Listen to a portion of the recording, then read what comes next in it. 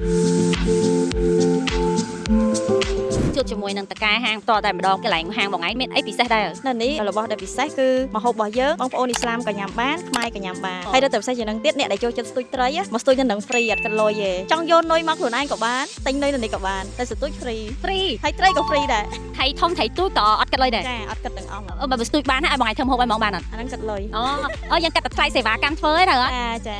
ឲ្យតែពេលឮថាម្ហូបបែបហាឡាគឺខ្ញុំមិនហ៊ានញ៉ាំទេព្រោះតែខ្លាចថាអត់ឆ្ងាញ់ហើយអត់ចេះញ៉ាំណាតែការប៉ັດទៅការគិតនេះគឺខុសទាំងស្រុងតែម្ដងបើមិនតបានសាកផងមិនដឹងទៅនៅភោជនីយដ្ឋានស្ទឹងបង្កោនេះគឺធ្វើឲ្យខ្ញុំផ្លាស់ប្ដូរការគិតទាំងស្រុងតែម្ដងព្រោះម្ហូបខ្មែរឥស្លាមនៅហាងរបស់គាត់រសជាតិឆ្ងាញ់ប្លែកហើយខ្ញុំចូលចិត្តមុខម្ហូបឆាខ្យងជាងគេហើយមាន់ដុតរបស់គាត់ក៏មានជាតិទៀតអញ្ចឹងបើបងប្អូនខ្មែរឥស្លាមមកលេងខេត្តសៀមរាបចង់រកកន្លែងឆ្ងាញ់បែបហាឡាក្បែរមាត់ស្ទឹងបែបធម្មជាតិស្ទូចត្រីបានហើយម្ហូបឆ្ងាញ់ទៀតអាចមកញ៉ាំនៅភោជនីយដ្ឋានរបស់បងស្រីបានណាបងប្អូនខ្មែរយើងក៏អាចសាកល្បងបានដូចគ្នាដែរជាពិសេសគឺនៅរដូវកាលបៃតងនេះតែម្ដងហើយសួយស្ទូចបានត្រីធំៗយកទៅផ្ទះវិញឯងអញ្ចឹងណាដោយសារទឹកឡើងកាន់តែច្រើនអញ្ចឹងអញ្ចឹងអាច search នៅក្នុង Google Map បានដែលខ្ញុំបានដាក់ទីតាំងនៅក្នុងវីដេអូនេះអញ្ចឹង